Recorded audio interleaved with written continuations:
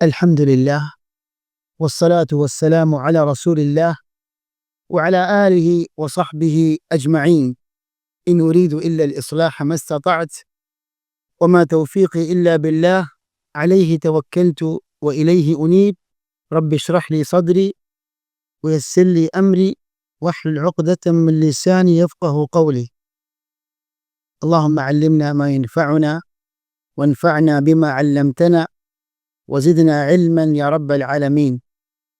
സ്നേഹം നിറഞ്ഞ സഹോദരന്മാരെ, സഹോദരികളെ, പ്രബോധകരെ, അസ്സലാമു അലൈക്കും വറഹ്മത്തുള്ളാഹി വബറകാതുഹു. നമ്മുടെ ഈ കൂടിയിരുത്തം സാലിഹായ അമലായി നമ്മിൽ നിന്ന് സ്വീകരിക്കുമാറാകട്ടെ.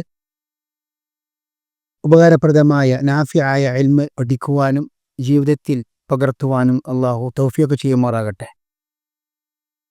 സഹോദരന്മാരെ, സഹോദരികളെ, നാം പഠിച്ചുകൊണ്ടിരിക്കുന്ന ഗ്രന്ഥം പലതവണ എല്ലാ ക്ലാസ്സിലും ഓർമ്മിപ്പിക്കുന്നതാണ്. കർമ്മശാസ്ത്ര വിഷയങ്ങൾ ഹദീസിന്റെ വെളിച്ചത്തിൽ പഠിക്കുന്ന പഠനവേദിയാണിത്. ഇങ്ങനെയുള്ള ഹദീസുകൾക്കാണ് അഹദീസുൽ അഹ്കാം എന്ന് പറയുക. എന്ന് പറഞ്ഞാൽ കർമ്മശാസ്ത്രവുമായി ബന്ധപ്പെട്ട നമ്മുടെ ആരാധനാകർമ്മങ്ങൾ,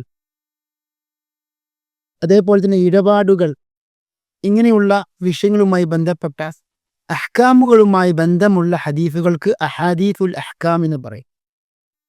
അപ്പം അതിൻ്റെ തുടക്കത്തിലുള്ള ഗ്രന്ഥമാണ് ഉംദത്തുൽ അഹ്കാം. അൽ ഹാഫിദ് അബ്ദുൽ ഗനി അൽ മഖ്ദിസി റഹിമഹുല്ലാഹ് ഹിജ്റ 600 വഫാത്തായ പ്രഗൽഭ സലഫി പണ്ഡിതൻ അബ്ദുൽ ഗനി അൽ മഖ്ദിസി റഹിമഹുല്ലാഹ് രചിച്ച ഗ്രന്ഥമാണ് ഉംദത്തുൽ അഹ്കാം, അല്ലെങ്കിൽ അൽ ഉംദത്തു ഫിൽ അഹ്കാം. അത് കഴിഞ്ഞിട്ട് പിന്നീട് ഇങ്ങനെയുള്ള ഹദീസുകളൊക്കെ പഠിച്ചതിന് ശേഷം പിന്നീട് പഠിക്കേണ്ട ഗ്രന്ഥങ്ങൾ വേറെയുണ്ട്. അതിൽ പ്രസിദ്ധമായ ഗ്രന്ഥമാണ് അൽ ഹാഫിദ് ഇബ്നു ഹജർ അസ്ഖലാനി രചിച്ച ബുലൂഗുൽ മറാം. ഷെയ്ഖ് ഇബ്നു ഉസൈമീനൊക്കെ ബുലൂഗുൽ മറാം ശർഹ് ചെയ്തിട്ടുണ്ട്. വിശദമായ ശർഹുണ്ട്, അതേപോലെ മുഖ്തസറായ ശർഹുണ്ട്.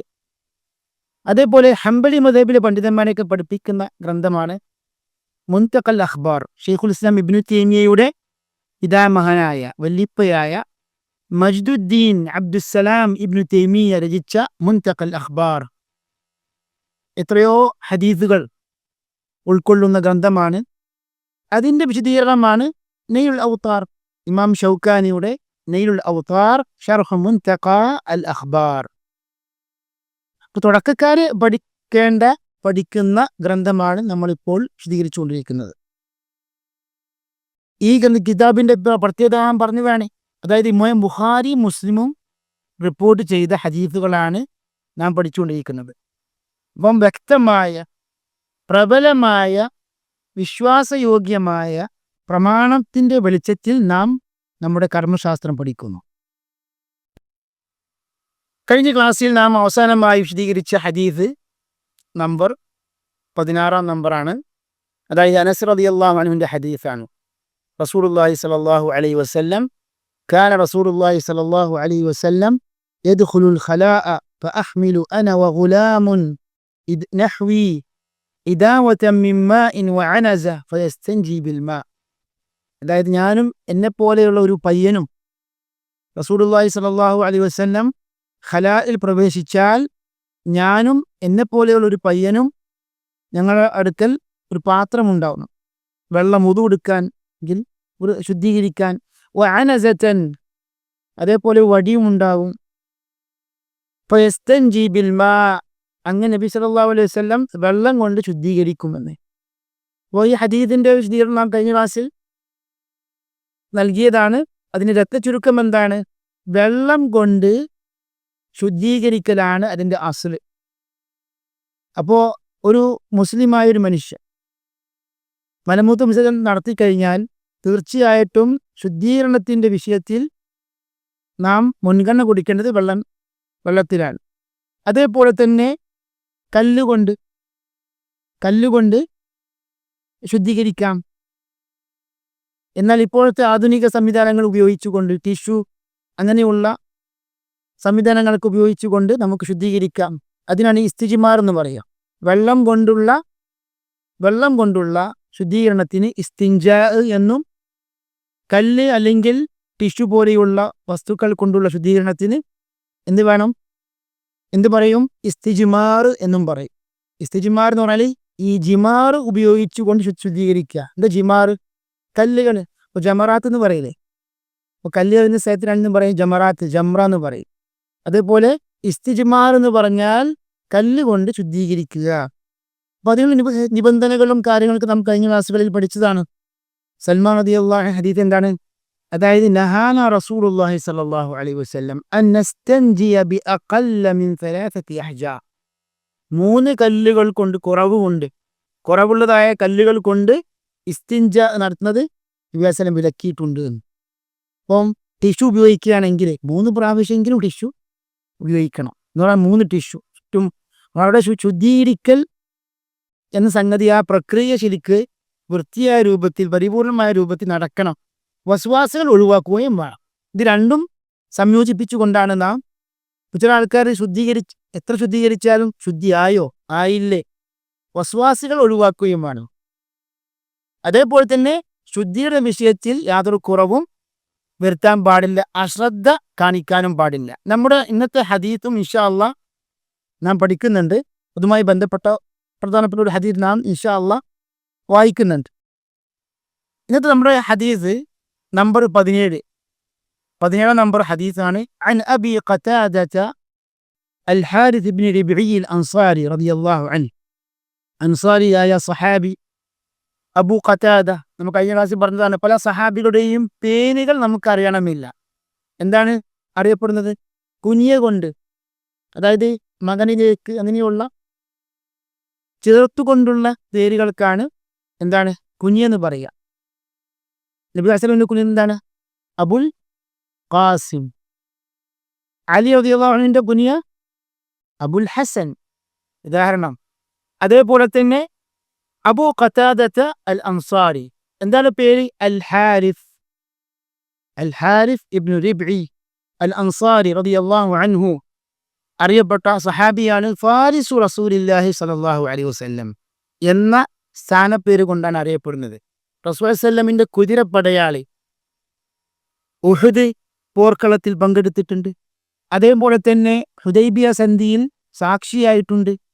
പ്രഗത്ഭനായ മഹാനായ സഹാബി വര്യനാണ് അബൂ ഖതാദത അൽ അൻസാരി റളിയല്ലാഹു അൻഹു. ഹിജ്റ 54 മരണപ്പെട്ടു. എന്താണ് ഹദീസ്? അന്ന നബിയ സല്ലല്ലാഹു അലൈഹി വസല്ലം ഖാല ലാ യുംസികന്ന അഹദുകും ദകറഹു ബിയമീനിഹി. ആരും തൻ്റെ വലത് കൈ കൊണ്ട് തൻ്റെ ഗുഹ്യസ്ഥാനം പിടിക്കാൻ പാടില്ല, സ്പർശിക്കാൻ പാടില്ല. വഹുവ യബൂൽ, അവൻ മൂത്രമൊഴിച്ചുകൊണ്ടിരിക്കവേ. പലപ്പോഴും പലർക്കും സംഭവിക്കാവുന്ന ഒരു അബദ്ധമാണ്. അതായത് മൂത്രമൊഴിക്കുമ്പോൾ വലത് കൈ കൊണ്ട്, ഇടത് കൈ ഉപയോഗിക്കാതെ വലത് കൈ കൊണ്ട് ഗുഹ്യസ്ഥാനം പിടിക്കുക, അത് യഥാർത്ഥത്തിൽ വിലക്കപ്പെട്ട കാര്യമാകുന്നു. അതേപോലെ ഇമാം ബുഖാരി മുസ്ലിം റിപ്പോർട്ട് ചെയ്ത ഹദീസാണ്. മുസ്ലിമിന്റെ ലഫ്ദാണ് ഈ ഹദീസ്. അതായത് അൽ ഹാഫിദ് അബ്ദുൽ ഗനി മഖ്ദിസി റഹിമഹുല്ലാഹ് ഇമാം ബുഖാരി മുസ്ലിം റിപ്പോർട്ട് ചെയ്ത ഹദീസുകൾക്ക് ഈ പദങ്ങളിൽ എന്തുണ്ടാവും? വ്യത്യാസങ്ങളുണ്ടാവും. അർത്ഥം ഒന്നായിരിക്കും. അപ്പോൾ ചിലപ്പോൾ ബുഖാരിയുടെ ലഫ്ദായിരിക്കും, ചിലപ്പോൾ മുസ്ലിമിൻ്റെ ലഫ്ദായിരിക്കും. ഇവിടെ ഈ ഒരു ഹദീസിൻ്റെ ലഫ്ദ് മുസ്ലിമിൻ്റെ ലഫ്ദാണ്, പദങ്ങളാണ്. ഇതാണ് ഒരു വിലക്ക്. രണ്ടാമത്തെ വിലക്ക് വലാ യതമസ്സഹ് മിനൽ ഖലാഇ ബിയമീനിഹി. അതായത് ഖലായിൽ വെച്ച്, ടോയ്ലറ്റിൽ വെച്ച് അവൻ്റെ വലത് കൈ കൊണ്ട് ആരും ശുദ്ധീകരിക്കാതിരിക്കട്ടെ.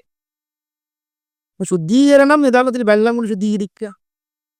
അതേപോലെ തന്നെ നമ്മൾ ടിഷ്യൂ മറ്റുള്ള വസ്തുക്കൾ കൊണ്ട് ശുദ്ധീകരിക്കുന്നു. അതൊക്കെ ശുദ്ധീകരിക്കുമ്പോൾ വലത് കൈ ഉപയോഗിക്കാൻ പാടില്ല. ഇടത് കൈ കൊണ്ടാണ് നാം ഇസ്തിജ്മാറൊക്കെ നടത്തേണ്ടത്. വലാ യതനഫസ് ഫിൽ ഇനാ. അതേപോലെ കുടിക്കുന്ന വെള്ളത്തിൽ പാത്രത്തിൽ ശ്വാസം വിടാതിരിക്കുക. നാം വെള്ളം കുടിക്കുകയാണ്, നാം ശ്വാസം പുറത്തേക്ക് വിട്ടുകൊണ്ട്, അതായത് പാത്രത്തിലാകുന്ന വിധത്തിൽ നാം ശ്വാസം വിടാൻ പാടില്ല. ഈ ശ്വാസം വിടണമെങ്കിലോ നമ്മൾ പാത്രത്തെ അകറ്റി നിർത്തുക. ഇപ്പോൾ ഒരു ഗ്ലാസ് വെള്ളം കുടിക്കുകയാണ്. ചില ആൾക്കാരൊക്കെ എന്താണ് നല്ല ശ്വാസം വിടുന്നവരുണ്ട്, ഗ്ലാസ് അല്ലെങ്കിൽ ഊതുന്നവരുണ്ട്. ഇതൊക്കെ വിലക്കപ്പെട്ടതാണ്. അപ്പോൾ ഈ 3 വിലക്കുകളാണ് യഥാർത്ഥത്തിൽ ഈ ഹദീസിന്റെ ആശയം. ഒന്നാമത്തെ കാര്യം എന്താണ്? അതായത് മലമൂത്ര വിസർജനം നടത്തുമ്പോൾ വലത് കൈ കൊണ്ട് ഗുഹ്യസ്ഥാനം പിടിക്കാൻ പാടില്ല എന്ന വിലക്കാണ് ഒന്നാമത്തെ കാര്യം. കാരണം വലത് കൈ എന്ന് പറഞ്ഞാൽ സഹോദരന്മാരെ ആദരിക്കപ്പെട്ട കൈയാണ്. അപ്പോ നമ്മൾ ശുദ്ധീകരിക്കുമ്പോഴും അതേപോലെ മറ്റുള്ള കാര്യങ്ങളൊക്കെ ചെയ്യുമ്പോൾ വലത് കൈയിനെ ശരിക്ക് നിന്ദിക്കുന്ന വിധത്തിൽ അല്ലെങ്കിൽ വലത് കൈയിന് ആ ഒരു ആദരവിന് വിരുദ്ധമായ കാര്യങ്ങളൊന്നും നാം ചെയ്യാൻ പാടില്ല. കാരണം നമ്മളെന്താണ് ഓരോ നല്ല കാര്യം ചെയ്യുമ്പോൾ വലത് കൈ കൊണ്ടാണ്, കൈ കൊടുക്കുമ്പോൾ വലത് കൈയാണ്. അപ്പം വലത് കൈ എപ്പോഴും തന്നെ വൃത്തിയുള്ള കൈ ആയിരിക്കണം. അതിനർത്ഥം ഇടത് കൈനെ വൃത്തിയേടാക്കണം എന്നല്ലല്ലോ, മറിച്ച് എന്താണ്, അതായത് അവിടെ ഒരു ആദരവാണ്. വലത് കൈയിനെ ശരിക്ക് ആദരിച്ചു കൊണ്ടുള്ള ഒരു കാര്യമാണ്. അതുകൊണ്ടാണ് പണ്ഡിതന്മാർ പറയുന്നത് ആദരവുള്ള ബഹുമാനമുള്ള ഏതൊരു കാര്യവും നാം വലത് ഭാഗം കൊണ്ടാണ് നാം തുടങ്ങേണ്ടത് എന്ന്. ഇപ്പോൾ പള്ളി അള്ളാഹുവിൻ്റെ ഷിയാറാണല്ലോ. ആ പള്ളിയിൽ പ്രവേശിക്കുമ്പോൾ വലത് കാല് വെച്ചുകൊണ്ട് നാം പ്രവേശിക്കുന്നു. പുറത്ത് കിടക്കുകയാണെങ്കിൽ ഇടത് കാല്. അതേപോലെ ഏതൊരു നല്ല കാര്യം ചെയ്യുമ്പോഴും വലത് കൈ കൊണ്ട്, വലത് ഭാഗം. അതൊക്കെ എന്താണ്? കാന നബി സല്ലല്ലാഹു അലൈഹി വസല്ലം യുഹിബ്ബു തയാമുൻ തയമ്മുൻ ഫീ തനഉലിഹി വതറജ്ജുലിഹി വഫീ തുഹൂരിഹി വഫീ ശഅനിഹി കുല്ലിഹി. നബി സല്ലം മുടി ചീകുമ്പോൾ, അതേപോലെ വുദു എടുക്കുമ്പോൾ, അവിടെയൊക്കെ എന്താണ്, അതേപോലെ ചെരിപ്പിടുമ്പോൾ അവിടെയൊക്കെ വലത് കൈ കൊണ്ട് ആരംഭിക്കാനാണ് അല്ലെങ്കിൽ തുടങ്ങാൻ നബി വസല്ലമിന് ഇഷ്ടം. ആ ഒരു സുന്നത്ത് നാം മാനിക്കണം. ഷെയ്ഖ് അബ്ദുള്ള ബിൻ സാലിഹ് അൽ ഫൗസാൻ സൗദി അറേബ്യയിൽ അറിയപ്പെട്ട പണ്ഡിതനാണ്. വലിയ പ്രസിദ്ധമായ ഗ്രന്ഥങ്ങളൊക്കെ, അതായത് പ്രത്യേകിച്ച് ഇങ്ങനെ ഹദീസുകളുടെ ഷർഹ്, അതേപോലെ പല ഗ്രന്ഥങ്ങളും അദ്ദേഹം ധാരാളം കാലം വർഷങ്ങൾ പഠിപ്പിച്ച് എന്നിട്ടാണ് അങ്ങനെയുള്ള ഗ്രന്ഥങ്ങളൊക്കെ അച്ചടിക്കപ്പെടുന്നത്. ഷെയ്ഖ് അബ്ദുള്ള ബിൻ സാലിഹ് അൽ ഫൗസാൻ ഹഫിദഹുല്ലാ. ഷെയ്ഖ് സാലിഹ് അൽ ഫൗസാൻ അല്ല, ഇത് വേറൊരു പണ്ഡിതനാണ്, ഷെയ്ഖ് അബ്ദുള്ള അൽ ഫൗസാൻ. അദ്ദേഹത്തിൻ്റെ ബുലൂഗുൽ മറാം, ഉംദത്തുൽ അഹ്കാമിനൊക്കെ ഷർഹുണ്ട്. മൗരിദുൽ അഫ്ഹാം ഷർഹ് ഉംദത്തുൽ അഹ്കാം, അതേപോലെ ബുലൂഗുൽ മറാമിന് ഷർഹുണ്ട്, അതേപോലെ അൽഫിയക്ക് ഷർഹുണ്ട്, ഖത്റുനദക്ക് ഷർഹുണ്ട്. ഇതൊക്കെ അച്ചടിക്കപ്പെട്ടതാണ്. വളരെ ശരിക്ക് പണ്ഡിതന്മാരൊക്കെ ആദരവോടെ അല്ലെങ്കിൽ ഉപയോഗപ്പെടുത്താറുള്ള ഗ്രന്ഥങ്ങളാണ് ഷെയ്ഖ് അബ്ദുള്ള അൽ ഫൗസാന്റെ ഗ്രന്ഥങ്ങൾ. അദ്ദേഹം പറയുകയാണ്, അൽ ഹദീസു ദലീലുൻ അലാ നഹ്യിൽ ബാഇരി അൻ യുംസിക ദകറഹു ബിയമീനിഹി ഹലൽ ബൗൽ. മൂത്രമൊഴിക്കുമ്പോൾ വലത് കൈ കൊണ്ട് ഗുഹ്യസ്ഥാനം പിടിക്കാൻ പാടില്ല എന്ന വിലക്കാണ് ഹദീസ് അറിയിക്കുന്നത്. ലിഅന്ന ഹാദാ യുനാഫി തക്രീമൽ യമീൻ. വലത് കൈയിൻ്റെ ആദരവിന് വിരുദ്ധമായ കാര്യമാകുന്നു ഇത്. ബഹുഭൂരിപക്ഷം ഫുഖഹാക്കളും വഖദ് ഹമല ജുംഹൂറുൽ ഉലമാഇ ഹാദാ നഹിയ അലൽ കറാഹ. ബഹുഭൂരിപക്ഷം ഫുഖഹാക്കളും ഈ ഒരു വിലക്ക് എങ്ങനെയാണ് മനസ്സിലാക്കിയത്? കറാഹത്തിന്റെ അടിസ്ഥാനത്തിൽ, അതായത് അത് വെറുക്കപ്പെട്ടതാണ്, നിഷിദ്ധം, ഹറാം എന്ന അർത്ഥത്തിലല്ല. അതായത് പൊതുവെ കർമ്മശാസ്ത്ര പണ്ഡിതന്മാർക്കൊരു നിയമമുണ്ട്. എന്താണത്?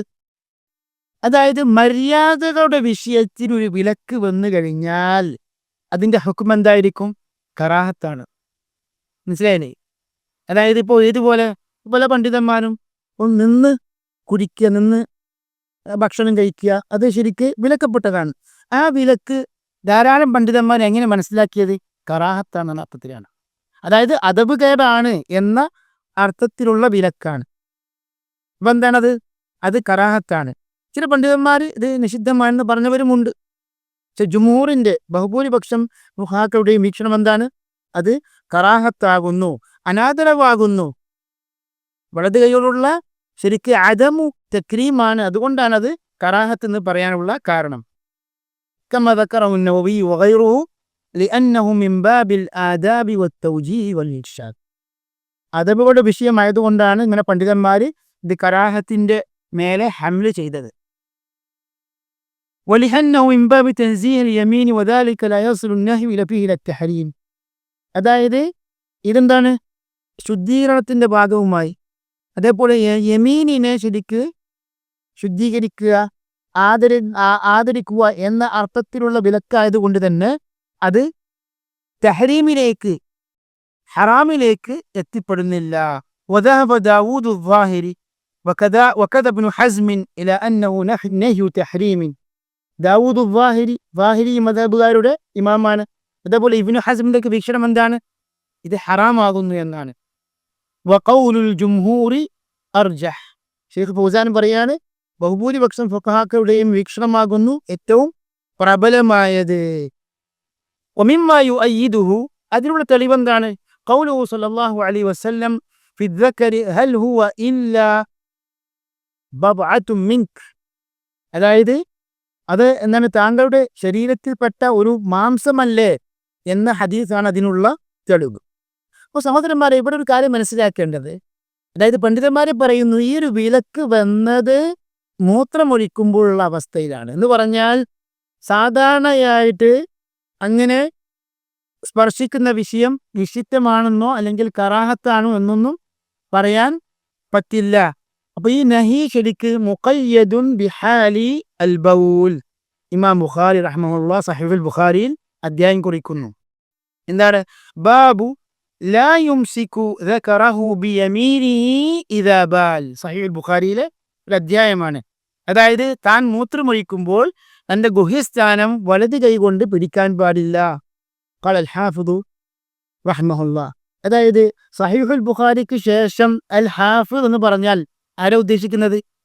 അൽ ഹാഫിദ് ഇബ്നു ഹജർ അൽ അസ്ഖലാനി, ഫത്ഹുൽ ബാരിയുടെ രചയിതാവ്. മനസ്സിലായല്ലേ?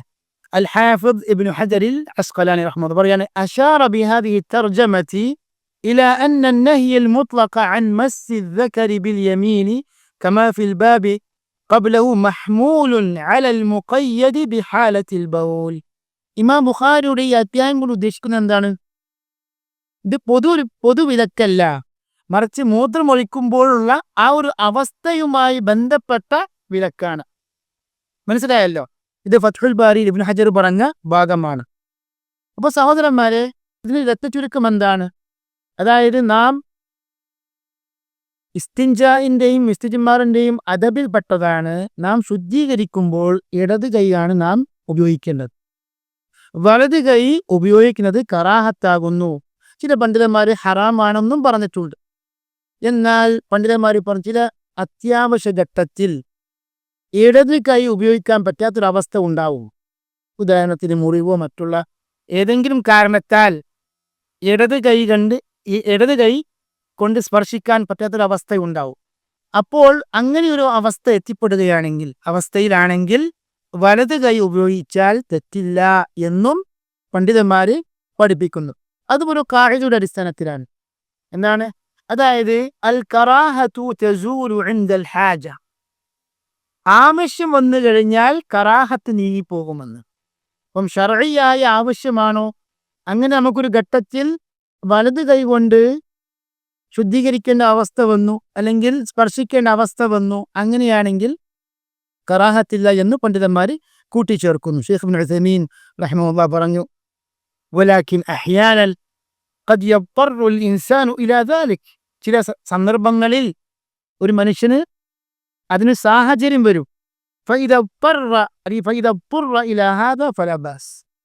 അങ്ങനെ ഒരു അത്യാവശ്യ ഘട്ടത്തിൽ ആയിപ്പെടുകയാണെങ്കിൽ വലത് കൈ കൊണ്ട് സ്പർശിച്ചാൽ തെറ്റില്ല എന്ന് ശൈഖ് ഇബ്നു ഉസൈമീൻ റഹിമഹുല്ലാഹ് അദ്ദേഹത്തിന്റെ ബുലൂഗുൽ മറാമിന്റെ ശർഹിൽ ഇപ്രകാരം പറഞ്ഞിട്ടുണ്ട്. അപ്പൊ ഇതാണ് സഹോദരന്മാരെ ഒന്നാമത്തെ വിലക്ക്. അതേപോലെ രണ്ടാമത്തെ വിലക്ക് അങ്ങനെ തന്നെയാണ്. അതായത് ശുദ്ധീകരണം വലത് കൈ കൊണ്ട് പാടില്ല. അപ്പൊ ഒന്ന് കേവലം സ്പർശിക്കുക, അല്ലെങ്കിൽ വലത് കൈ കൊണ്ട് ശുദ്ധീകരിക്കുക, ഇത് രണ്ടും പാടില്ല. മൂന്നാമത്തെ കാര്യം എന്താകുന്നു? പാത്രത്തിൽ ശ്വാസം വിടാതിരിക്കുക എന്നാണ്. വലാ യതനഫസ് ഫിൽ ഇനാ. വെള്ളം കുടിക്കുമ്പോൾ നാം ശ്വാസം വിടാതിരിക്കുക, അല്ലെങ്കിൽ ഊതാതിരിക്കുക. അതിനൊക്കെ ഹദീസുണ്ട്. എന്താ കാരണം? നാം ഊതുമ്പോൾ അല്ലെങ്കിൽ ശ്വാസം വിടുമ്പോൾ നാം സ്വന്തം ഉപയോഗിക്കുന്ന ഗ്ലാസ് ആണെങ്കിലും ഈ മറ്റുള്ളവരെല്ലാവരും ഷെയർ കൂടുന്ന ഗ്ലാസ് ആണ്, ഈ പാത്രമാണെങ്കിലും എന്താണെങ്കിലും അത് ഈ ഒരു കറാഹത്ത് ബാധകമാണ് എന്ന് പണ്ഡിതന്മാർ പഠിപ്പിക്കുന്നുണ്ട്. പ്രത്യേകിച്ച് നമ്മൾ ജമാഅത്തായി ഉപയോഗിക്കുന്ന പാത്രങ്ങളാണെങ്കിൽ കൂടുതൽ നാം മാനിക്കേണ്ടതാണ്. ഈ ഒറ്റയ്ക്ക് കുടിക്കുന്നവർക്ക് ഒരു ന്യായം പറയാൻ പറ്റില്ല. ഇപ്പോൾ ആധുനിക ശാസ്ത്രം വരെ കണ്ടുപിടിക്കുന്നു, അതായത് ആധുനിക വൈദ്യശാസ്ത്രം കണ്ടുപിടിച്ച സംഗതിയും കൂടിയാണ്. അത് നമ്മൾ ശ്വാസം വിടുമ്പോൾ നമുക്ക് ശരീരത്തിന് ഹാനികരമായ പല സംഗതികളും, ബാക്ടീരിയ അങ്ങനെയുള്ള സംഗതികളൊക്കെ അതിൽ കലരുന്നു, അങ്ങനെ നമുക്കത് ഹാനികരമായി തീരുന്നു എന്നിവരെ ശാസ്ത്രം കണ്ടുപിടിച്ചിട്ടുണ്ട്. അപ്പോൾ നമ്മെ സംബന്ധിച്ചിടത്തോളം ശാസ്ത്രം കണ്ടുപിടിച്ചാലും പിടിച്ചില്ലെങ്കിലും നബി സല്ലല്ലാഹു അലൈഹി വസല്ലമിന്റെ നിർദ്ദേശമുണ്ട്. എന്താണ്? അതായത് വമാ ആതാകുമുർ റസൂലു ഫഖുദൂ.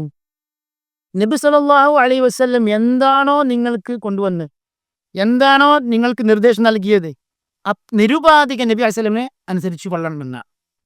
അപ്പോൾ നബിയെ അനുസരിക്കുക എന്നത് ശരിക്ക് വളരെ പ്രധാനപ്പെട്ട ഒരു വിഷയമാണ്. നമ്മുടെ ഷഹാദത്തുമായി ബന്ധപ്പെട്ട പ്രധാനപ്പെട്ട ഒരു കാര്യമാണ് ത്വാഅത്തുർ റസൂൽ സല്ലല്ലാഹു അലൈഹി വസല്ലം. ഇവിടെ ഈ പണ്ഡിതന്മാർ ചർച്ച ചെയ്യുന്നുണ്ട്, അതായത് നാം കുടിക്കുന്ന അല്ലെങ്കിൽ ഭക്ഷണം കഴിക്കുന്ന പാത്രത്തിൽ ശ്വാസം വിടുക അല്ലെങ്കിൽ ഊതുക എന്നത് ശരിക്ക് ആ ഒരു വിലക്ക് അത് കറാഹത്തിന്റെ വിലക്കാണോ അല്ല തഹ്രീമിന്റെ വിലക്കാണോ എന്ന് പണ്ഡിതന്മാർക്കിടയിൽ ചർച്ചയുണ്ട്. അവിടെയും ബഹുഭൂരിപക്ഷം ഫുഖഹാക്കളും പഠിപ്പിക്കുന്നു, എന്താണ്, അദബുമായി ബന്ധപ്പെട്ട ഒരു വിഷയമാണ്, അതുകൊണ്ട് അത് കറാഹത്തിന്റെ വിലക്കാണ്, മക്രൂഹാണ് എന്നർത്ഥം. ഇമാം തിർമിദി അബൂദാവൂദ് റിപ്പോർട്ട് ചെയ്ത സഹീഹായ ഹദീസിൽ ഇങ്ങനെയും കാണാം, നഹാ അൻ യുതനഫസ ഫിൽ ഇനാഇ ഔ യുൻഫഖ ഫീഹി. അതായത് പാത്രത്തിൽ ശ്വാസം വിടാനും പാടില്ല, ഊതാനും പാടില്ല. മനസ്സിലായില്ലേ? പണ്ഡിതന്മാർ ചർച്ച ചെയ്യുന്നു, അതായത് ഇപ്പോൾ ചിലപ്പോഴൊക്കെ നമ്മളൊക്കെ സാധാരണ ചെയ്യാറുള്ള ഒരു അബദ്ധം എന്താണ്, നല്ല ചൂടുള്ള ഭക്ഷണമാണെങ്കിൽ, നല്ല ചൂടുള്ള ചായയാണെങ്കിൽ ഊതിപ്പോകും. അപ്പൊ അങ്ങനെ ഊതാൻ പാടുണ്ടോ പാടില്ലേ? പല പണ്ഡിതന്മാരും പറയുന്നു ഊതരുത്, അല്പം തണുക്കുന്നത് വരെ കാത്തിരിക്കുക. കാരണം നബി സല്ലല്ലാഹു അലൈഹി വസല്ലം ശരിക്കും നല്ല ചൂടുള്ള ഭക്ഷണം വെച്ചപ്പോൾ നബി വസല്ലം കാത്തിരുന്നു, നേരെ കഴിച്ചില്ല. അപ്പൊ എന്താണ്, നല്ല ചൂടുള്ള ഭക്ഷണമാണെങ്കിൽ അല്ലെങ്കിൽ പാനീയമാണെങ്കിൽ അല്പം കാത്തിരിക്കണം എന്നാണ് പണ്ഡിതന്മാർ പലരും പറയുന്നത്. മനസ്സിലായല്ലോ? ഇമാം ഷൗക്കാനിയുടെ നൈൽ ഔത്താരിൽ പറയുന്നുണ്ട് അല്പം കാത്തിരിക്കണം, ഊതരുത്. ഇമാം ഷൗക്കാനി റഹ്മത്തുള്ളാഹി പറഞ്ഞു, ഐ ഫിൽ ഇനാഇ അല്ലദി യശ്റബു മിൻഹു വൽ ഇനാഹു യശ്മലു ഇനാഅ അത്ത്വാമി വശ്ശറാബ് ഫലാ യൻഫഖു ഫിൽ ഇനാഇ ലിയദ്ഹബ മാ ഫിൽ മാഇ മിൻ ഖദാറത്തിൻ വനഹ്വിഹ. അതായത് വെള്ളത്തിൽ ഒരു അഴുക്ക് കണ്ടെന്ന് വിചാരിക്കുക, ഒത്തിരി ആൾക്കാരൊക്കെ നീയും ആ അഴുക്കിനെ മാറ്റാൻ വേണ്ടി ഊതും. മനസ്സിലായില്ലേ? അല്ലെങ്കിൽ ചൂടുണ്ടാവും, അപ്പോഴും ഊതും. അപ്പോൾ ഈ രണ്ട് സന്ദർഭങ്ങളിലും അങ്ങനെ ചെയ്യരുത്. അഴുക്കിനെ മാറ്റാൻ പല സംവിധാനങ്ങളുമുണ്ട്, പല വഴികളുമുണ്ട്. ഇപ്പോൾ സ്പൂൺ കൊണ്ട് അഴുക്കിനെ മാറ്റാം ഉദാഹരണത്തിന്, മനസ്സിലായില്ലേ? അല്ലെങ്കിൽ എന്ത് ചെയ്യാം, അങ്ങനെ പല മാർഗങ്ങൾ ഉപയോഗിച്ചിട്ട് നമുക്ക് അഴുക്കിനെ മാറ്റാം. അതേപോലെ അല്പം ഒന്ന് നമ്മൾ ക്ഷമിക്കുകയാണെങ്കിൽ എന്ത്, ചായ അല്ലെങ്കിൽ വെള്ളം, ഭക്ഷണം ചൂട് കുറയും, തണുത്തിരിക്കും. അപ്പോൾ ഫലാ യൻഫുഖ് ഫിൽ ഇനാഇ ലിയദ്ഹബ മാ ഫിൽ മാഇ മിൻ ഖദാറത്തിൻ വനഹ്വിഹാ വകദാ ലാ യൻഫുഖ് ഫിൽ ഇനാഇ ലിതബ്രീദി അത്ത്വാമിൽ ഹാർ. നല്ല ചൂടുള്ള ഭക്ഷണത്തെ തണുപ്പിക്കുവാൻ വേണ്ടി ഊതരുത്. കാരണം നബി സല്ലല്ലാഹു അലൈഹി വസല്ലം വിലക്കിയതാണ്.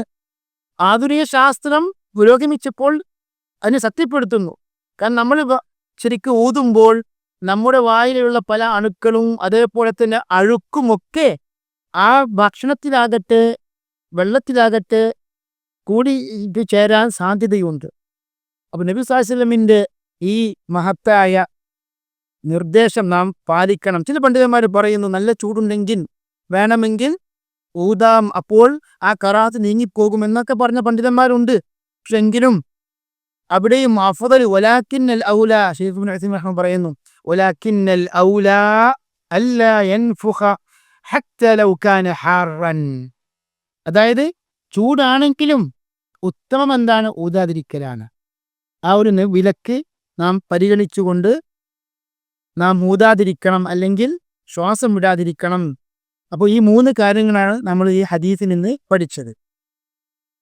നമ്മൾ ഈ ക്ലാസ്സിൽ പഠിക്കുന്ന അവസാനത്തെ ഹദീസ്, 2ാമത്തെ ഹദീസ്, വളരെ ഗൗരവപ്പെട്ട ഒരു ഹദീസാണ്. ഇമാം ബുഖാരി മുസ്ലിം റിപ്പോർട്ട് ചെയ്ത ഹദീസ്. എന്താണ്?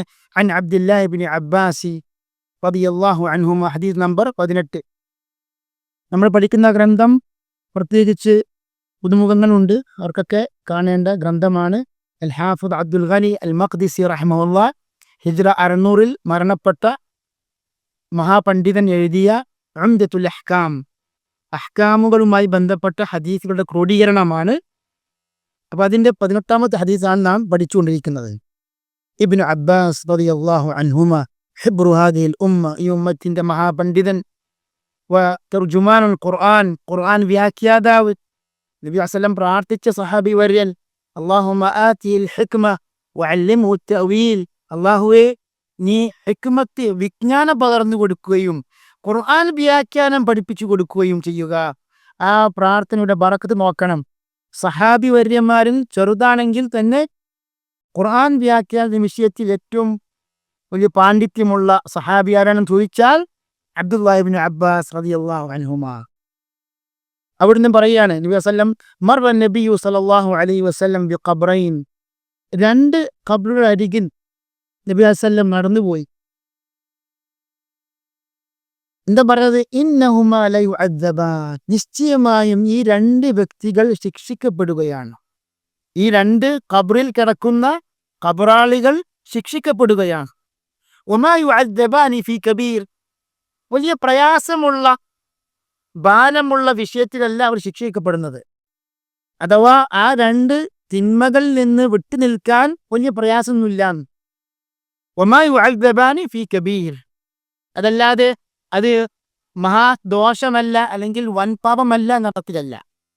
വൻപാപമാണ്, നാം പഠിക്കും ഇൻഷാ അല്ലാഹ്. പക്ഷെ വമാ യുഅദ്ദബാനി ഫീ കബീർ എന്ന് പറഞ്ഞാൽ ഐ ലാ യശുഖു ലം യശുഖ ദാലിക അലൈഹിമ, അതതിൻ്റെ പ്രബലമായ അർത്ഥം. അമ്മ അഹദുഹുമ, ഈ 2 വ്യക്തികൾ ഒരുവൻ, ഫകാന ലാ യസ്തതിറു മിനൽ ബൗൽ, അതായത് മൂത്രമൊഴിക്കുമ്പോൾ അശ്രദ്ധ കാണിച്ചുകൊണ്ട് മറവെക്കുകയില്ല. എന്ന് പറഞ്ഞാൽ മൂത്രം തെറിക്കും, വസ്ത്രത്തിലാകും, നജിസ് ശരീരത്തിലാകുന്ന വിധത്തിൽ അശ്രദ്ധ കാണിച്ചുകൊണ്ട് മൂത്രമൊഴിക്കും, ശുദ്ധീകരിക്കുകയില്ല. ശുദ്ധീകരണത്തെ വിഷയത്തിൽ അശ്രദ്ധ കാണിച്ചു എന്നതിൻ്റെ അർത്ഥം. വഅമ്മൽ ആഖറു, 2ാമത്തെ ആളോ, ഫകാന യംശി ബിൻ നമീമ, അതായത് ഏഷണി നമീമത്ത് കൊണ്ട് നടക്കുമെന്ന്. എന്താ നമീമത്ത് പറഞ്ഞാൽ? ഇവിടെ പറയുന്നുണ്ട്, നഖ്ലു കലാമിൽ ഗൈരി അലാ വജ്ഹിൽ ഇഫ്സാദി വൽ ഇദ്റാർ, അതായത് ഫസാദും ഫിത്നയും ഉണ്ടാക്കുവാൻ വേണ്ടി സംസാരം അങ്ങോട്ടും ഇങ്ങോട്ടും നമ്മളെന്താണ് മാറ്റി പറയുക. അതായത് ഒരു സഹോദരൻ പറഞ്ഞ ഒരു കാര്യം വേറെ സഹോദരനിലേക്ക് എത്തിക്കുക, പരസ്പരം എന്താണ്? ഫസാദ് ഉണ്ടാക്കുവാൻ വേണ്ടി, ഫിത്ന ഉണ്ടാക്കുവാൻ വേണ്ടി. ഇതിനാണ് നമീമത്ത് എന്ന് പറയുക. വൻപാപമാണ്. അതേപോലെ ഗീബത്ത് എന്താണ്? പരദൂഷണമാണ്. 2ാമത്തെ ആൾ എന്താണ്? ഫകാന യംശി ബിൻ നമീം, നമീമത്ത് കൊണ്ട് നടക്കുമെന്ന്. ഫഅഖദ ജരീദത റത്ബ്, നബി വസല്ലം അതിനുശേഷം ഒരു പച്ച ഓലത്തണ്ട് എടുത്തുകൊണ്ട്, ഓല കഷ്ണം എടുത്തുകൊണ്ട്, ഫശഖഹ നിസ്ഫൈൻ, 2 കഷണങ്ങളാക്കി. എന്നിട്ട് ഓരോ ഖബ്റിലും ഒരു കഷണം കുഴിച്ചിട്ടു. ഫഖാലു യാ റസൂലല്ലാഹ്, സഹാബികൾ ചോദിച്ചു, റസൂലെ ലിമ ഫഅൽത ഹാദ, എന്തുകൊണ്ടാണ് താങ്കൾ ഈ ഓല എടുത്തുകൊണ്ട് ഇങ്ങനെ കുഴിച്ചിട്ടത്, മണ്ണിൽ സ്ഥാപിച്ചത്? ഖാല ലഅല്ലഹു യുഖഫഫു അൻഹുമാ മാ ലം യൈബസ, അതായത് അത് ഉണങ്ങാത്തോളത്തോളം കാലം അവർക്ക് ശിക്ഷ കുറവ് ഞാൻ പ്രതീക്ഷിക്കുന്നു, ശിക്ഷ കുറവുണ്ടാകും, ഇളവുണ്ടാകും എന്ന് നബി വസല്ലം പറഞ്ഞു. അപ്പോൾ ഈ ഹദീസിൽ നാം പഠിക്കേണ്ട പ്രധാനപ്പെട്ട പല വിഷയങ്ങളുമുണ്ട്. ഒന്നെന്താണ്? അതായത് മൂത്രമൊഴിക്കുമ്പോൾ അശ്രദ്ധ കാണിക്കുന്നത് അപകടകരമാണ് എന്ന കാര്യമാണ് നാം പഠിക്കേണ്ട പ്രധാനപ്പെട്ട ഒരു വിഷയം. ഒരാൾക്കാരും ചില സെക്കൻഡ് കൊണ്ട് മൂത്രമൊഴിക്കലും പുറത്തേക്ക് വരലും ഒരു ശ്രദ്ധയുമില്ല. അപ്പോൾ എന്താണ്? ഇത് നജസാണ് എന്നൊരു ബോധമില്ലാതെ അശ്രദ്ധ കാണിക്കുന്നവരുണ്ട്. അതൊക്കെ അപകടകരമാണ്. കാരണം എന്താണ്? ആ നജാസ ശരീരത്തിലോ വസ്ത്രത്തിലോ ആയിക്കൊണ്ടാണ് നമസ്കരിക്കുന്നത്. നമസ്കാരം എങ്ങനെ ശരിയാകുക? അപ്പൊ അതുകൊണ്ട് ഖബർ ശിക്ഷ എന്ന സംഗതി ഇതിൽ നിന്ന് സ്ഥിരപ്പെടുന്നുണ്ട്. അതായത് ഖബർ ശിക്ഷ പണ്ഡിതന്മാരുടെ ഇജ്മാ കൊണ്ടും അതേപോലെ അഹ്ലുസുന്നയുടെ ഇത്തിഫാഖ് കൊണ്ടും അതേപോലെ കിതാബ് കൊണ്ടും സുന്നത്ത് കൊണ്ടും ഒക്കെ സ്ഥിരപ്പെട്ടതാണ്. ഖബർ ശിക്ഷ ഉണ്ടാകുമെന്ന് ഖുർആനിൽ തന്നെ വ്യക്തമായ സൂചനയുണ്ട്. النار يعرضون عليها غدوا وعشي ويوم تقوم الساعة أدخلوا آل فرعون أشد العذاب. അപ്പം എന്താണ്? ഖബറിൽ എപ്പോഴും അവർ, അതായത് രാപ്പകലുകളിൽ അഗ്നിയിൽ അല്ലെങ്കിൽ നരകത്തിൽ അവർ പ്രദർശിപ്പിക്കപ്പെടുന്ന ഒരു സന്ദർഭം ഖുർആൻ വിശേഷിപ്പിക്കുകയാണ്. ഖിയാമത്ത് നാളാവുമ്പോൾ ആല് ഫിർഔൻ നരകത്തിലാക്കണമെന്ന് പറയുന്നു. അപ്പോൾ ഖിയാമത്ത് നാളാവുമ്പോൾ നരകശിക്ഷയുണ്ട്. അതിന് മുമ്പ് എന്താണ്? യുഅറദൂന അലൈഹാ ഗുദുവൻ വഅശിയ്യ. അപ്പോൾ ഖബർ ശിക്ഷയുണ്ട് എന്ന് അഹ്ലുസുന്ന പണ്ഡിതന്മാർ പഠിപ്പിക്കുന്നു. വ്യക്തമായ തെളിവുകളുണ്ട്. അതേപോലെ ഇമാം ബുഖാരി മുസ്ലിം ഉൾപ്പെടെ ഈ ഹദീസ് ഒരു തെളിവാണ്. വമാ യുഅദ്ദബാനി ഫീ കബീർ. ഈ രണ്ടു പേരും ശിക്ഷിക്കപ്പെട്ട എന്താണ്? വലിയ പ്രയാസകരമായ കാര്യത്തിൻ്റെ പേരിലല്ല. അവർ അത്യാവശ്യം ശ്രദ്ധ കൊടുത്തിരുന്നുവെങ്കിൽ, ആ മൂത്രമൊഴിക്കുമ്പോഴൊക്കെ അവർക്ക് ശ്രദ്ധ കാണിച്ചിരുന്നുവെങ്കിൽ അവർക്ക് ശുദ്ധീകരിക്കാമായിരുന്നു. പണ്ഡിതന്മാരെ ഇവിടെ വിശദീകരിക്കുന്നു. ഇമാം ഖസ്സലാനിയുടെ ഇർശാദിൽ പറയുന്നു, വമാ യുഅദ്ദബാനി ഫീ കബീർ യശുഖുൽ ഇഹ്തിറാസു അൻഹു വഇൻ കാന കബീറൻ ഫിൽ മഅസിയ. അതായത് പാപം എന്ന നിലക്ക് അത് വൻദോഷമാണ്, വൻ പാപമാണ്. പക്ഷെ അവർക്കത് പ്രയാസകരമായിരുന്നില്ല. അമ്മ അഹദുഹുമാ ഫകാന ലാ യസ്തതിറു മിനൽ ബൗൽ. അത് മൂത്രമൊഴിക്കുമ്പോൾ ശുദ്ധീകരിക്കാറില്ലായിരുന്നു. ശ്രദ്ധ കൊടുക്കാതെ ശരിക്കൊരു മൂത്രവും തൻ്റെ വസ്ത്രവും ശരീരവും തമ്മിൽ ഒരു മറ വച്ചില്ലായിരുന്നു. ചില പണ്ഡിതന്മാർ പറയുന്നു ഔറത്ത് മറച്ചിട്ടില്ല എന്നാണ് അർത്ഥം എന്ന് പറഞ്ഞവരുണ്ടെങ്കിൽ തന്നെ അതിന് പ്രബലമായ വീക്ഷണം എന്താണ്? ഈ ഹദീഫിന് 3 ലഫ്ദുകളുണ്ട്. ലാ യസ്തതിറു, ലാ യസ്തൻസിഹു, ലാ യസ്തബ്രിഉ. അവിടെയൊക്കെ എന്താണ്? മൂത്രമൊഴിക്കുമ്പോൾ ശരി സൂക്ഷ്മത പാലിക്കാതെ ശുദ്ധീകരിച്ചിട്ടില്ലായിരുന്നു എന്നാണ് ഒന്നാമത്തെ പാപം. ഇതിൻ്റെ ഗൗരവം നാം മനസ്സിലാക്കണമെങ്കിൽ ഇബ്നു മാജക്ക് റിപ്പോർട്ട് ചെയ്ത ഹസനായൊരു ഹദീഫുണ്ട്. എന്താണ് ഹദീഫ്? അതായത് നബി സല്ലല്ലാഹു അലൈഹി വസല്ലം പറഞ്ഞു, അക്സറു അദാബിൽ ഖബ്രി മിനൽ ബൗൽ. മൂത്രത്തിൻ്റെ കാരണത്താലാണ് ഖബറിലുള്ള ബഹുഭൂരിഭാഗം ശിക്ഷയും, മിക്ക ശിക്ഷകളും ഖബറിൽ അനുഭവിക്കേണ്ടി വരുന്ന കാരണം എന്താണ്? ഈ മൂത്രമൊഴിക്കുമ്പോൾ അശ്രദ്ധയാണെന്ന്. അപ്പോൾ നാം വളരെ ശ്രദ്ധിക്കേണ്ട ഒരു കാര്യമാണ്. നാം ശരിക്ക് ഈ ശുദ്ധീകരണ വിഷയത്തിൽ യാതൊരു കുറവും വരുത്താൻ പാടില്ല. എന്നാൽ നേരത്തെ പറഞ്ഞ പോലെ തന്നെ എന്താണ്? വസ്വാസ് പാടില്ല എന്ന് പറഞ്ഞാൽ, ഇപ്പം ഇസ്തിജ്മാറിന്റെ വിഷയത്തിൽ നാം ബോധപൂർവം ശ്രദ്ധാപൂർവം 3 കല്ലുകൾ കൊണ്ട് അല്ലെങ്കിൽ 3 ടിഷ്യൂ കൊണ്ട് നാം ശുദ്ധീകരിച്ചു വിചാരിക്കുക മൂത്രം ഒഴിച്ചിട്ട്. അതിനുശേഷം പിന്നീട് വസ്വാസിൻ്റെ ആവശ്യമില്ല. പിന്നെ നമുക്ക് ഉറപ്പാണ്, പിന്നെയും മൂത്രം ശരിക്ക് നമുക്ക് ഉറപ്പായിട്ടും നിന്നിട്ടില്ല എന്നുണ്ടെങ്കിൽ തീർച്ചയായിട്ടും ശുദ്ധീകരിക്കണം. പക്ഷെ 3 പ്രാവശ്യം നാം വ്യക്തമായും ശുദ്ധീകരിച്ചതിന് ശേഷം പിന്നെ വസ്വാസുകൾക്ക് നാം എന്ത് കൊടുക്കാൻ പാടില്ല? സ്ഥാനം കൊടുക്കാൻ പാടില്ല. അതും നാം എന്നെ കൂടെ ശ്രദ്ധിക്കേണ്ടതാണ്. ഇമാം അഹ്മദ് ബിൻ ഹംബൽ റഹ്മത്തുള്ളാഹി പോയ പണ്ഡിതന്മാരൊക്കെ ചോദിക്കപ്പെട്ടു. അതായത് 3 പ്രാവശ്യവും ശുദ്ധീകരിച്ചതിന് ശേഷം തോന്നുകയാണ് ശുദ്ധീകരണം പൂർത്തിയായില്ലേ, അത് വസ്വാസാണെന്ന് ഇമാം അഹ്മദ് ബിൻ ഹംബൽ റഹ്മത്തുള്ളാഹി പോലെയുള്ള അയിമത്തുകളൊക്കെ ഫത്വ നൽകിയിട്ടുണ്ട്. അപ്പോൾ അക്തറു അദാബിൽ ഖബ്രി മിനൽ ബൗൽ, മൂത്രത്തിൻ്റെ പേരിലാണ് ഖബറിലുള്ള അധിക ശിക്ഷയും എന്ന് നബി സല്ലല്ലാഹു അലൈഹി വസല്ലം പ്രസ്താവിച്ച ആ ഹദീസ് നമ്മുടെ ശ്രദ്ധയിൽ വേണം. ഷെയ്ഖ് അൽബാനിയൊക്കെ അത് സഹീഹാണെന്ന് പറഞ്ഞിട്ടുണ്ട്. അതോടൊപ്പം തന്നെ ഇവിടെ നാം മനസ്സിലാക്കേണ്ടത് ഖബർ ശിക്ഷ സ്ഥിരപ്പെട്ടതാണെന്നും അതേപോലെ മൂത്രത്തിൻ്റെയും പിന്നെ വിഷയത്തിൽ അശ്രദ്ധ കാണിക്കുക, അതേപോലെ ഏഷണി പരത്തുക, ഏഷണി പറഞ്ഞ് നടക്കുക, ഇതൊക്കെ വളരെ ഗൗരവമുള്ള കാര്യമാണ്. ലാ യദ്ഖുലുൽ ജന്നത ഖത്താത്തുൻ നമ്മാം. നമീമത്ത് പറഞ്ഞു പരത്തുന്ന ആൾ ഒരിക്കലും സ്വർഗത്തിൽ പ്രവേശിക്കുകയില്ല. നഊദു ബില്ലാഹ്. അല്ലാഹു സുബ്ഹാനഹു വ തആല നമുക്ക് സംരക്ഷിക്കുമാറാകട്ടെ. ഇങ്ങനെയുള്ള വൻപാപങ്ങളിൽ അകപ്പെടാതിരിക്കുവാൻ അള്ളാഹു സുബ്ഹാനഹു വ തആല തൗഫീഖ് ചെയ്യുമാറാകട്ടെ. അതോടൊപ്പം തന്നെ നാം പഠിക്കേണ്ട ഒരു വിഷയമാണ്, അതായത് ഇങ്ങനെ നബി വസല്ലം ചെയ്തതുപോലെ നമുക്കും ഒരാൾ മരണപ്പെട്ടു, അയാളുടെ ഖബറിന്റെ അരികിൽ ശിക്ഷയ്ക്ക് ഇളവ് കിട്ടുവാൻ വേണ്ടി ഇങ്ങനെ ഒരു തടി കഷണം, ഒരു മരം അവിടെ നട്ടുപിടിപ്പിക്കാൻ പറ്റുമോ എന്ന വിഷയത്തിൽ പണ്ഡിതന്മാരുടെ ചർച്ചയുണ്ട്. അതിൽ പ്രബലമായ അഭിപ്രായം തീർച്ചയായിട്ടും അത് സ്ഥിരപ്പെട്ടതല്ല എന്നാണ്.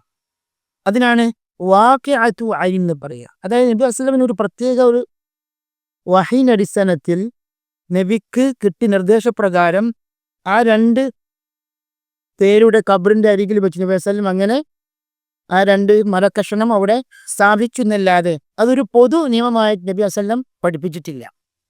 മനസ്സിലായല്ലോ. അപ്പൊ അതുകൊണ്ട് തന്നെ ചില പണ്ഡിതന്മാർ, ചില ഫുഖഹാക്കളൊക്കെ കിതാബുകൾ എഴുതിയിട്ടുണ്ട് അങ്ങനെ സുന്നത്താണെന്ന്. അങ്ങനെ നമ്മൾ ആരെങ്കിലും മരണപ്പെട്ടു കഴിഞ്ഞാൽ അവർക്ക് ഖബർ ശിക്ഷയിൽ നിന്ന് ഇളവ് കിട്ടുവാൻ വേണ്ടി അതെന്താണ്, അത് ഒരു മാർഗമായിട്ട് പറഞ്ഞിട്ടുണ്ട്. പക്ഷെ അതിന് അസ്റില്ല.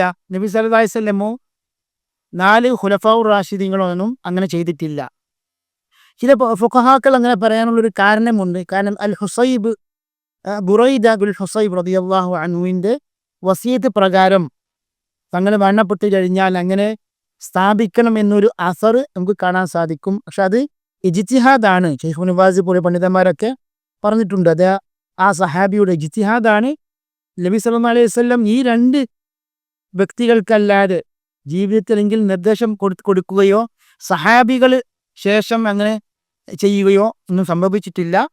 അതുകൊണ്ട് തന്നെ അതൊരു സുന്നത്താണ് നമുക്ക് പറയാനും പറ്റില്ല. ശൈഖ് ഇബ്നു ബാസ് റഹിമഹുല്ലാഹ് ഫത്വയിൽ പറഞ്ഞു, ലാ യുശ്റഉ ദാലിക ബൽ ഹുവ ബിദ്അത്തുൻ ലിഅന്ന റസൂല സ്വല്ലല്ലാഹു അലൈഹി വസല്ലം ഇന്നമാ വദഅ അൽ-ജരീദത അലാ ഖബ്റൈനി അത്ലഅഹു അല്ലാഹു സുബ്ഹാനഹു അലാ അദാബി അസ്ഹാബിഹിമാ വലം യദഅഹാ അലാ ബഖീയത്തിൽ ഖുബൂർ. ഈ രണ്ടു ഖബറുകളല്ലാതെ മറ്റൊരു ഖബറിലും നബി സല്ലല്ലാഹു അലൈഹി വസല്ലം ഇങ്ങനെ ജരീദ, ഇങ്ങനെ ഓല കഷണം സ്ഥാപിച്ചിട്ടില്ല.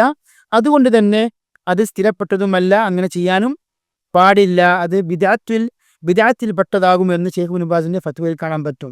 അമ്മ മാ ഫഅലഹു ബുറൈദ, വേറെ ഫത്വയിൽ കാണാൻ പറ്റും, ഐ ബുറൈദ എന്ന സഹാബി റളിയല്ലാഹു അൻഹു ചെയ്തു എന്ന അഫറിന്റെ അടിസ്ഥാനത്തിൽ ഫഹുവ ഇജ്തിഹാദു മിൻഹു, അത് ആ സഹാബിയുടെ ഒറ്റപ്പെട്ട ഇജ്തിഹാദാകുന്നു. അതുകൊണ്ട് തന്നെ അതിന് ശരിക്ക് വ്യക്തമായ പ്രമാണമില്ല എന്ന് ശൈഖ് ഇബ്നു ബാസിന്റെ ഫത്വയിൽ കാണാൻ സാധിക്കും. സഹോദരന്മാരെ, ഇവിടെ നമ്മൾ ഇങ്ങനെയുള്ള വിഷയങ്ങളൊക്കെ നാം പഠിക്കുമ്പോൾ അതിൻ്റെ ഗൗരവം നാം മനസ്സിലാക്കുകയും അത് ജീവിതത്തിൽ പ്രാവർത്തികമാക്കുകയും, പ്രത്യേകിച്ച് നമ്മുടെ കുടുംബ അംഗങ്ങൾ, അതേപോലെ കുട്ടികൾ, അതേപോലെ സഹോദരന്മാർ, സഹോദരികൾ, മാതാപിതാക്കൾ, അവർക്കൊക്കെ ഈ ഒരു ആശയം നമ്മൾ എത്തിച്ചു കൊടുക്കുകയും, കാരണം ഇത് തന്നെ ഖബർ ശിക്ഷയുമായി ശിക്ഷാർഹമായ സംഗതിയാണ്. കാരണം ശിക്ഷാർഹമായ പാപങ്ങൾ എന്ന് പറഞ്ഞാൽ നരകശിക്ഷ കൊണ്ട് അല്ലെങ്കിൽ ഒരു പ്രായശ്ചിത്തം, ഒരു ഹദ്, ഭൗതികമായ ശിക്ഷ കൊണ്ട് ഒക്കെ താക്കീത് ചെയ്യപ്പെട്ട പാപങ്ങൾ, അങ്ങനെയുള്ള പാപങ്ങൾ എന്താണ്, വൻപാപങ്ങളാണ് എന്ന് പല പണ്ഡിതന്മാരും വൻപാപത്തിന്റെ താരീഖിൽ പറഞ്ഞിട്ടുണ്ട്. അപ്പൊ ശിക്ഷ കൊണ്ട് താക്കീത് ചെയ്യപ്പെട്ട പാപം അതെന്താകില്ല, അത് സാധാരണ, അതായത് ചെറിയ ദോഷമാവുകയില്ല, അത് കബീറത്തായിരിക്കും, കബായിറായിരിക്കും. അപ്പൊ കബായിറിന്റെ ഒരു മാനദണ്ഡമാണിത്. മനസ്സിലായല്ലോ. അപ്പൊ അതുകൊണ്ട് ഇതൊക്കെ വളരെ ഗൗരവപ്പെട്ട് നമ്മളൊക്കെ നിസ്സാരമായി പലപ്പോഴും കാണുന്ന പല സംഗതികളും നാം പഠിക്കുകയാണെങ്കിൽ അതിൻ്റെ ഗൗരവം നമുക്ക് തിരിച്ചറിയും. അല്ലാഹു സുബ്ഹാനഹു വ തആല നാഫിയായ ഇൽമ് പഠിക്കുവാനും ജീവിതത്തിൽ പ്രാവർത്തികമാക്കുവാനും തൗഫീഖ് ചെയ്യുമാറാകട്ടെ. നമ്മളെല്ലാ തെറ്റുകുറ്റങ്ങളും അള്ളാഹു പുറത്തു മാപ്പാക്കി തരുമാറാകട്ടെ. നമ്മുടെ മരിച്ചുപോയ മാതാപിതാക്കൾ, കുടുംബക്കാർക്ക് അള്ളാഹു തക്കതായ മഗ്ഫിറത്തും മർഹമത്തും നൽകി അനുഗ്രഹിക്കുമാറാകട്ടെ. റബ്ബനാ വലംനാ അൻഫുസനാ വഇൻ ലം തഗ്ഫിർ ലനാ തർഹംനാ ലനകുന മിനൽ ഖാസിരീൻ. യഥാർത്ഥ അഹ്ലുസുന്നത്തി വൽ ജമാഅത്തിൽ ഉൾപ്പെടുവാനും തൗഹീദ് മുറുകെ പിടിച്ച് ജീവിച്ച് മരിക്കുവാനും അള്ളാഹു തൗഫീഖ് ചെയ്യുമാറാകട്ടെ. വസല്ലല്ലാഹു വസല്ലം അലാ നബിയിന റസൂലിന മുഹമ്മദ് വഅലാ ആലിഹി വസഹ്ബിഹി അജ്മഈൻ. വആഖിറു ദഅവാനാ അനിൽ ഹംദുലില്ലാഹി റബ്ബിൽ ആലമീൻ.